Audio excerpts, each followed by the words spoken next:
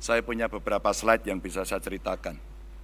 Pada saat saya bertemu dengan pengusaha, awalnya terjadi cerita atau rumors bahwa ya kalau Pak Ganjar dengan Pak Mahfud jangan-jangan ini dilibas semuanya ini. Lalu kami mengkonfirmasi kepada para pengusaha, benarkah kejadian itu, benarkah perasaan itu yang Anda rasakan? Tidak, Pak. Kalau kami berusaha dan ada kepastian hukum, maka pada saat itulah sebenarnya kenyamanan kami akan terjaga. Kami hanya memberikan contoh saja, bahwa komitmen itu ditunjukkan dengan evidence base, dengan sebuah bukti seperti apa yang tadi ditampilkan di depan. Yang berikutnya juga, bagaimana kemudian dari komitmen itu mesti kita wujudkan dalam gerak nyata. Kami sebut sebagai gaspol, menggandakan anggaran, bagaimana caranya pertumbuhan ekonomi dihitung betul-betul, governance dilakukan, hukum ditegakkan. Pasti pendapatan akan mengalir dengan baik, karena potensi kita tinggi. Yang berikutnya adalah sikat KKN. Dan birokrasi dipoles dengan digitalisasi. Karena kalau regulasi sudah baik, sistem kelembagaannya sudah baik, maka aktor yang mesti kita pilih juga harus baik. Maka pada tingkat berikutnya Bapak Ibu, kami punya beberapa catatan yang bisa saya sampaikan kepada Bapak Ibu sekalian. Inilah beberapa cara mencegah menurut kami.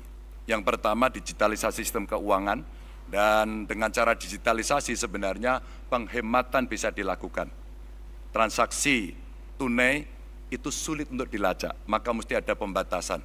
Kalau tidak salah yang 100 juta itu mesti jadi komitmen. E-budgeting, e-planning untuk transparansi dalam birokrasi menjadi sebuah kewajiban. Dan tentu saja transparansi anggaran, transaksi yang jelas asal-usulnya, serta anggaran yang benar-benar harus sampai pelaksana mesti dikontrol dari pemimpin tertinggi.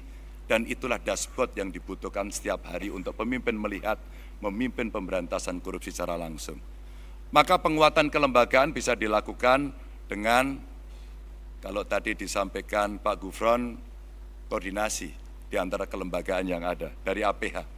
Kewenangan penuh untuk investigasi yang mengembalikan independensi KPK. Dan ketika KPK independen, maka menjaga independensi dan integritas oleh aparatur di KPK itu penting. Tidak untuk bisa diintervensi oleh siapapun. Kejaksaan, kepolisian juga bisa mendorong transparansi proses untuk masyarakat dan penegakan hukum yang bebas dari intimidasi. Dan tentu saja instrumen LHKPN. Bapak Ibu, LHKPN bukan cerita yang sulit. Kami di ruangan ini pernah bersama-sama dengan DPRD pada saat itu mendapatkan penghargaan. Karena ketika macet ternyata kuncinya gampang. Undang KPN, suruh ngisi saat itu, selesai semuanya. Dan inilah pola-pola yang kita lakukan ketika koordinasi, supervisi, dan pencegahan kita lakukan. Melibatkan pemerintah dan KPK dan dunia usaha termasuk dunia pendidikan adalah cara pencegahan yang bagus.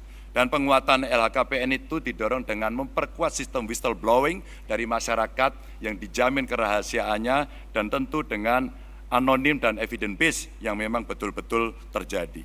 Bapak Ibu, regulasi yang punya efek jera ini betul-betul mesti didorong agar konflik kepentingan bisa kita jaga untuk tidak terjadi adanya konflik itu. Dan tentu saja menegakkan kode etik, lalu mengawasi kekayaan yang tidak sesuai dengan profil tadi di LHKPN, dan meminimalisasi rangkap jabatan. Dan lalu, kalau itu tidak jera, deterrent efeknya adalah memiskinkan koruptor. Saya kira Nusa Kambangan tempat terbaik untuk itu. Dan Bapak Ibu, wajib pengenaan tambahan pasal terkait dengan TPPU dan pengesahan RUU perampasan aset. Inilah respon yang bisa kita berikan dengan cara yang cukup gamblang. Bapak Ibu sekalian, sekali lagi, komitmen ini bisa berjalan kalau ada contoh. Maka sinergi antar lembaga menjadi penting. Kenapa TNI menjadi penting? Kita melihat yang illegal ekonomi, termasuk tadi tambang-tambang ilegal, apalagi yang di perbatasan, rasanya penegak hukum perlu dibantu. Karena situasi-situasi yang sulit, yang kadang-kadang mereka di-backup oleh kekuatan-kekuatan yang luar biasa, maka tindakan luar biasa juga harus bisa dilakukan, tanpa itu tidak akan berjalan.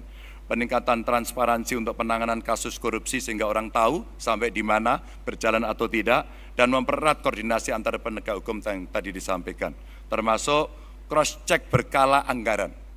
dari seluruh lembaga yang mengelola anggaran, termasuk publikasi hasil audit lembaga. Ini untuk meningkatkan kepercayaan masyarakat. Apapun dalam pemerintahan, dalam kekuasaan, kepercayaan adalah nomor satu. Kalau tidak merosot, KPK sendiri mengakui itu. Inilah rebound yang mesti kita lakukan karena penanganan korupsi bukan hanya tanggung jawab KPK, tapi tanggung jawab kita semua. Dan APH serta inspektorat inilah yang mesti meningkatkan surveillance kegiatan transaksi sehingga PPATK juga menjadi kontributor yang penting, serta penekanan dan penalti anti korupsi untuk inspektorat. Bapak Ibu, cerita-cerita inilah yang kemudian bisa kita berikan untuk memberikan kepada masyarakat keyakinan apa yang mesti kita kerjakan agar kita bisa melakukan itu dengan baik. Dan itulah nilai yang mesti kita dorong. Kita taat pada Tuhan, kita patuh pada hukum, dan kita setia pada rakyat. Terima kasih.